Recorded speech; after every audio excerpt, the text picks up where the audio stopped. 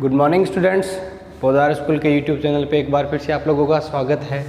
हम लोग पिछले वीडियो में रैसमिक मिश्रण के बारे में पढ़ चुके हैं।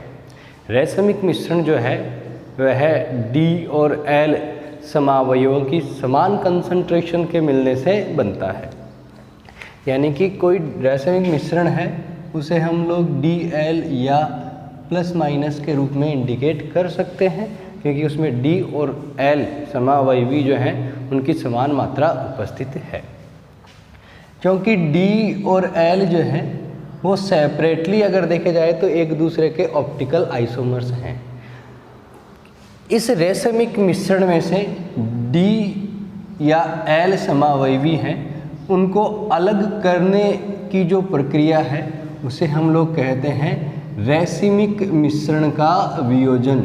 रैसमिक मिश्रण का वियोजन यानी कि जो मिक्सचर हमारे पास है उनमें से इन दोनों ऑप्टिकल आइसोमर्स को अलग करना है, आइसोलेट करना है। अब इनको आइसोलेट करने के लिए हम लोग सामान्य आइसोलेशन मेथड जो है वो काम में नहीं ले सकते। इसका कारण ये है कि दोनों जो समावयवी हैं, हम लोगों ने ये लिखा कि प्रकाशिक समावयवी जो हैं उनके भौतिक व रासायनिक गुण जो हैं वो समान होते हैं। भौतिक और रासायनिक गुण जो हैं वो समान होते हैं। तो भौतिक और रासायनिक गुण समान होने के कारण हम लोग इनको प्रभाजी, आसवन, क्रिस्टलन आदि विधियों द्वारा अलग नहीं कर सकते हैं।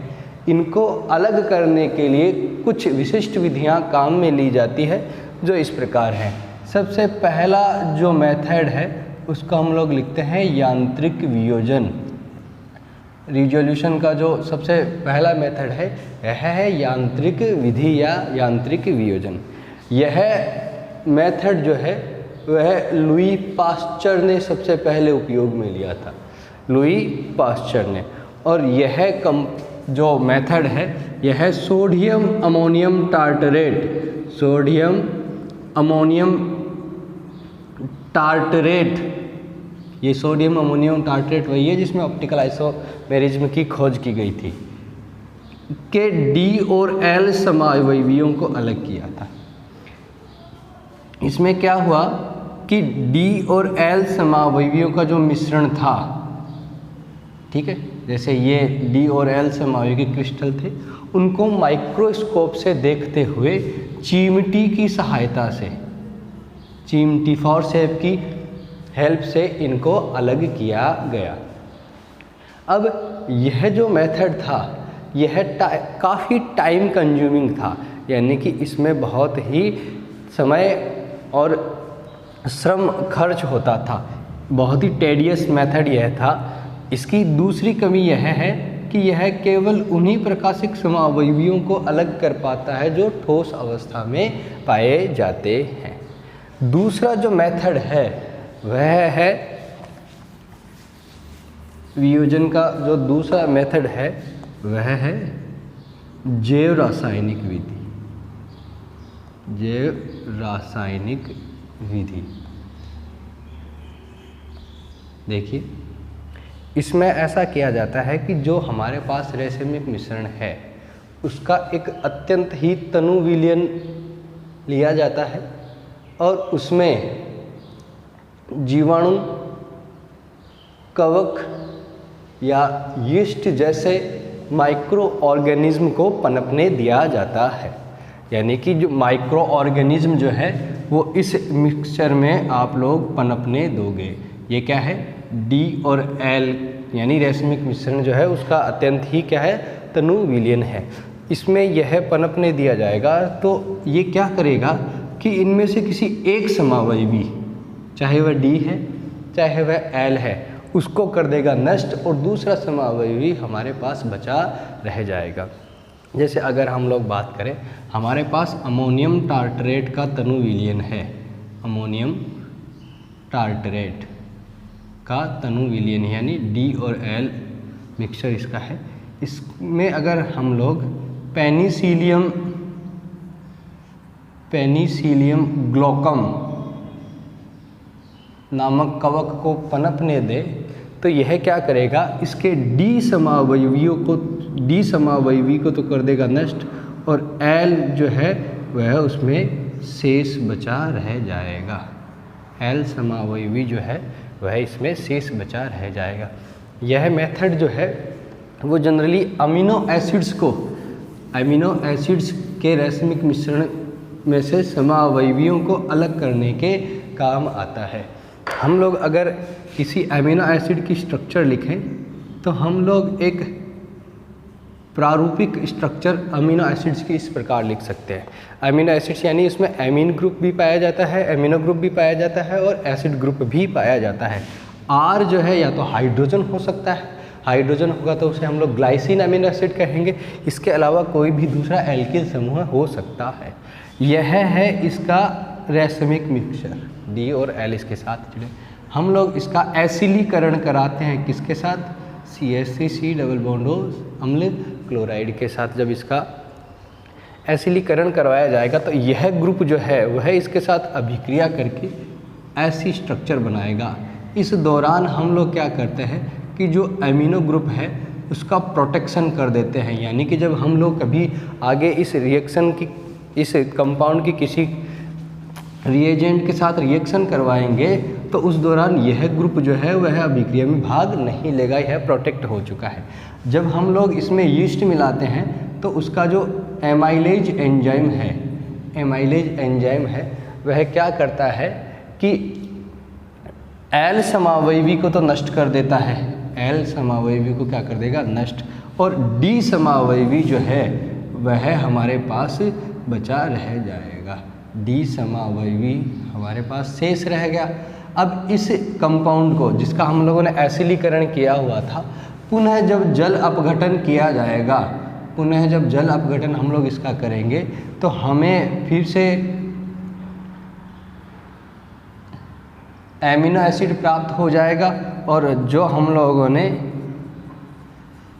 कंपाउंड लिया था उस वो है इस रूप में, यानी जो प्रोटेक्शन के लिए हम लोगों ने ग्रुप काम में लिया था वह आगे ऐसे निकल जाएगा।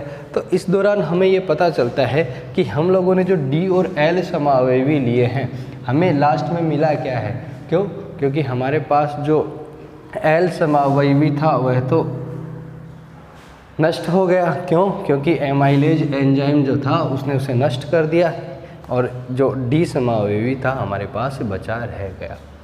इस विधि का सबसे बड़ा नुकसान यह है कि हमें रैसमिक मिश्रण के वियोजन के समय केवल एक ही समावयवी प्राप्त होता है, दूसरा समावयवी जो है वह नष्ट हो जाता है। एक जो यीस्ट कवक या फंजाई जो है, सॉरी माफ़ कीजिएगा, बैक्टीरिया, फंजाई और जो यीस्ट हैं यह जो है वह अत्यंत ही तनु विलयन में पनप पाते हैं और जब अत्यंत तनु विलयन ले लिया जाता है तो उसमें से फिर किसी कंपाउंड को वापस प्राप्त कर पाना थोड़ा सा मुश्किल कार्य होता है। इसका जो थर्ड मेथड है किसी भी रैसमिक मिश्रण से प्रकाशिक समावयवियों को अलग करने का वह है स्तंभ वर्णलेखिकी विधि, कॉलम क्रोमेटोग्राफी इसको बोला जाता है। स्तंभ वर्णलेखिकी विधि देखिए क्या होती है, इसमें एक अधिशोषक लिया जाता है। अधिशोषक वह सॉलिड सरफेस होती है जिसके ऊपर गैस या द्रव के जो पार्टिकल्स हैं वो आकर जमा होते हैं। द्रव और ठोस के पार्टिकल्स के जमा होने की जो प्रक्रिया है उसे हम लोग बोलते हैं अधिशोषण। क्या बोलते हैं? अधिशोषण। और यह जो सतह है जिस पे वो अधिशोषित होते हैं उनको हम लोग क्या बोलते हैं? अधिशोषक। इस अधिशोषक जो स्तंभ है उसको किसी ब्यूरेट में डाल लिया जाता है। अब हमारे पास जो रैसमिक मिश्रण है उसका किसी उचित विलायक के साथ एक विलयन बनाकर इस अधिशोषक सतह के ऊपर डाला जाता है। जैसे मान लीजिए यह एक अधिशोषक सतह है रैसमिक मिश्रण जो है वो इसके ऊपर यहाँ से ऐसे डाला जाएगा। तो रैसमिक मिश्रण में जो अलग अलग समावयवी हैं जिसकी अधिशोषण क्षमता ज़्यादा होगी वो एक जगह कलेक्ट हो जाएगा, वो एक जगह कलेक्ट हो जाएगा, और जो जिसकी अधिशोषक क्षमता कम होगी वह दूसरी ओर कलेक्ट हो जाएगा। यानी कि मान लेते हैं कि यहाँ पे कलेक्ट हुआ है D समावयवी और यहाँ पे कलेक्ट हुआ है L समावयवी। हम लोग किसी उचित प्रक्षालक की उपस्थिति में इसको डाइल्यूट करते हैं। तो डाइल्यूट करने से क्या होता है कि पहले जो L समावयवी है वह बहकर नीचे आ जाएगा। जब L समावयवी बहकर नीचे आ जाएगा तो फिर उसको सामान्य विधियों द्वारा प्राप्त कर लिया जाता है और उसके बाद D समावयवी नीचे आ जाएगा। और इस प्रकार हम लोग कॉलम क्रोमेटोग्राफी की हेल्प से किसी भी रैसमिक मिश्रण को उसके समावयवियों में अलग कर सकते हैं। यह आजकल प्रचलन में लिया जाने वाला काफ़ी अच्छा मेथड है। नेक्स्ट विधि जो है रैसमिक मिश्रण के वियोजन की वह है रासायनिक विधि। रासायनिक विधि फोर्थ मेथड जो है केमिकल मेथड। देखो हम लोगों ने ये पढ़ा कि जो प्रकाशिक समावयवी होते हैं, हम लोग रैसमिक मिश्रण लिख रहे हैं जिसको हम लोग D या L भी लिख सकते हैं, उनके भौतिक और रासायनिक गुण, भौतिक गुण क्या होते हैं? समान होते हैं। किनके? प्रकाशिक समावयवियों के। इसलिए हम लोग इनको सामान्य विधियों से अलग नहीं कर सकते, अलग नहीं कर सकते जनरल मेथड से। लेकिन अगर हम लोग इनको इनके विवरिम समावयवियों में, विवरिम समावयवियों में परिवर्तित कर लें। विवरिम समावयवी क्या होते हैं? वे प्रकाशिक समावयवी जो एक दूसरे के दर्पण प्रतिबिंब नहीं होते हैं। यह जो है वह लवण के निर्माण के द्वारा किया जाता है, इसलिए इस विधि का नाम लवण निर्माण विधि भी है। विवरिम समावयवी जो है उनके भौतिक गुण क्या होते हैं? अलग अलग होते हैं। देखिएगा हम लोगों ने जो प्रतिबिंब रूप देखे D और L, उनके भौतिक गुण समान थे। जो विवरिम समावयवी हैं उनके भौतिक गुण क्या हैं? अलग अलग। तो अब हम लोग क्या कर सकते हैं कि सामान्य विधियों द्वारा इनको अलग कर सकते हैं, किसी भी सामान्य विधियों द्वारा। क्योंकि भौतिक गुणों के आधार पे मान लीजिए कोई कंपाउंड ऐसा है जिसका क्वथनांक डिफरेंट है, मेल्टिंग पॉइंट डिफरेंट है, हम लोग आसवन, प्रभाजी आसवन, क्रिस्टलन, ऐसे कई मेथड हैं जिनके हेल्प से इनको पृथक कर सकते हैं। तो इस प्रकार ये थे रैसमिक मिश्रण के वियोजन के कुछ मेथड। अगली क्लास में हम लोग पढ़ेंगे सर्वपणीय समावयवता। Thank you.